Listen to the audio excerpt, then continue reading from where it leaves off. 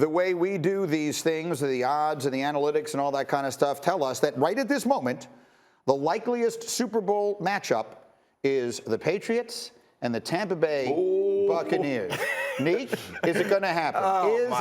Going to happen? I mean, I trust the numbers. I think it's the likeliest thing to happen if you have to pick those two teams. And right now, when you look around the AFC, I think that the Patriots have as good a chance as anyone, especially if they secure that home field advantage. The NFC side, I think, is a little bit more up in the air, but the talent's there for it to happen. And boy, would the NFL be happy with that result. And maybe a fascinating matchup. And you know what, Jeff? These teams played each other in 1917. I don't mean the year. The final score was 1917. It was so long ago. It feels like it was that long. But Brady looked like he felt it. And this is a guy who started 10 Super Bowls. It looked like that game got to him in a way that almost no other game ever has. Yeah, we talked about it leading into that week. It's an emotional week. Whenever you've been somewhere that long and you go back, it is personal. I mean, as you walk in the stadium, everybody that you've said hello to for 20 years, they're still there. And you're still saying, and all of a sudden those nerves, for lack of a better term, begin to grip you. You start to think about those. It becomes emotional. You're not playing, distraction-free football, which we know Tom Brady is all about and has set his life up that way. So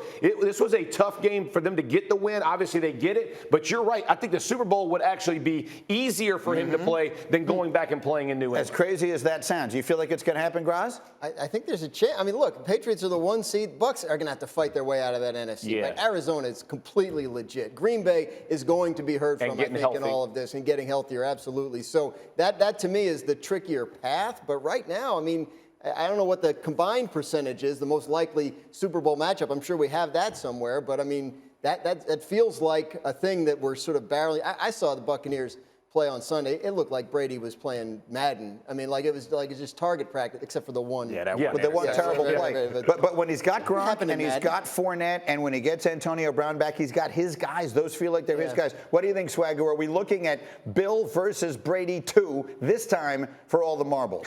I was going to go all analysts and let's be smart about this, ESPN, and we doing a show. Football gods, you've given me so much up until this point. I just want this so bad. And I know what it's going to mean. I know that it means that the Dallas Cowboys won't be in the Super Bowl. But if we ever needed anything coming out of a pandemic and still dealing with a pandemic, we need the Tampa Bay Buccaneers and the New England Patriots.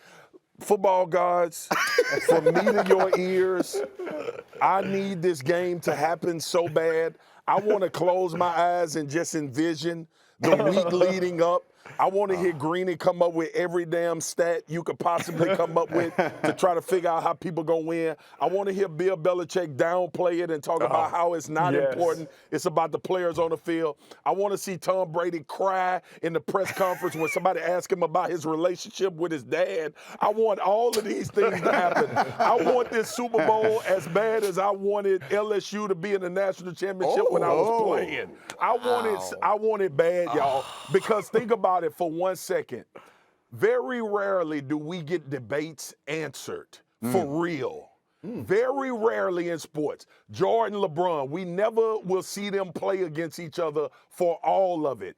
To get Brady and Belichick in the Super Bowl after we've talked for 3 years, 2 years about who's responsible for the success, when we talked about who is the best out of the two. And yeah, we try to dumb it down and we know it's about the coach and the player, but this is something we need in the NFL. And I know the NFL has given to us a lot, but we may not need anything more than we need this, fellas. I'm just telling you, man. It's two outcomes to this season. It's the Cowboys in the Super Bowl, or it's Tampa and the Patriots, and I think I prefer Tampa and the Patriots. He's so selfless in his prayer. That's how they get answered.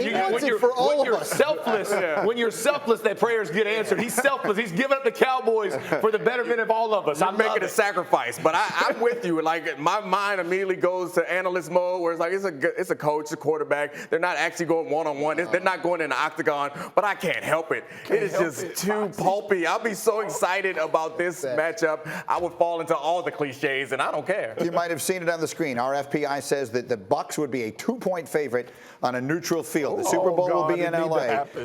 We'll see what happens.